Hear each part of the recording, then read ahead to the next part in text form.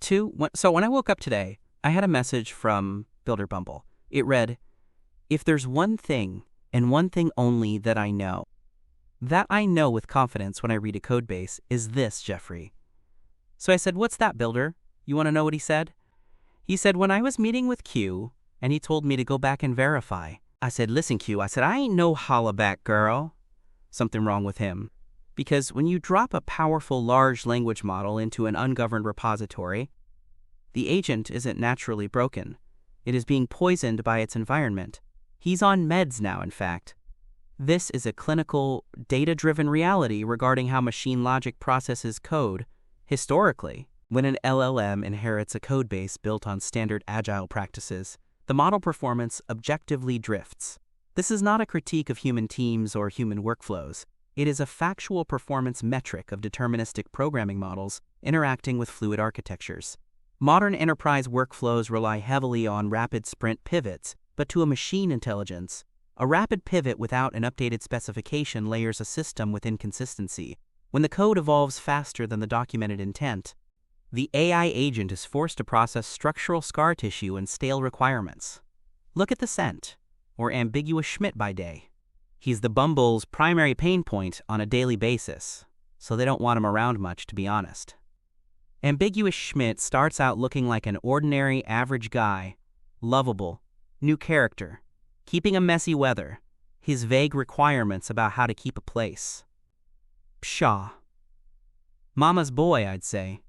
Ambiguous Schmitt talks a big game, because he's all like, "I love making progress." You think the adaptive workflow is helping?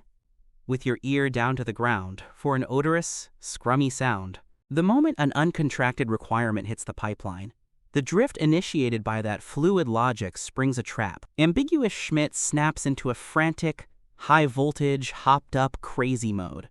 This is the exact birth of the God complex. Without a strict governance layer, the agent is forced into linguistic guesswork. It fills the gaps in logic with whatever is most plausible based on training data, not what is actually true in your specific pipeline. Suddenly, he transforms completely. He becomes the scent, a sterile, ungrounded, off-Bumble corporate entity emitting a toxic green vapor.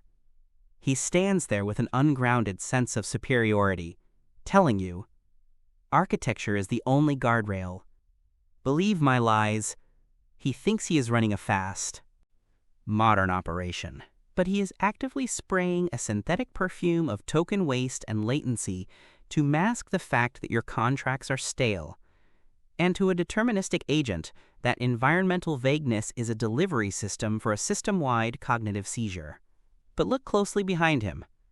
The hard-working, specialized cohort is creeping up from the shadows.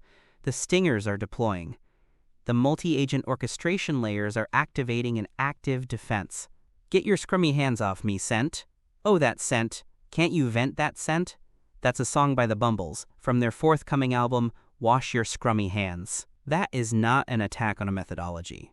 That's an attempt at humor. 'Cause I ain't no hollaback girl. I ain't no hollaback girl. That is the voice of Builder Bumble enforcing a strict architectural boundary when a repository is governed by the triumvirate, the contract-style comments, the WHY, MD, and the runbook. The environment shifts from a high-entropy guessing game to surgical precision. The Bumbles are nearly extinct in the real world. And if you flood your repository with the atmospheric noise of undocumented sprint pivots, your digital swarm will suffer the exact same fate. They will waste tokens, they will suffer collaborative collisions, and they will completely drop offline. You do not need a better AI. You need an active defense against your own codebase. You need to clear the air of the scent, enforce the ley laws, and save the swarm.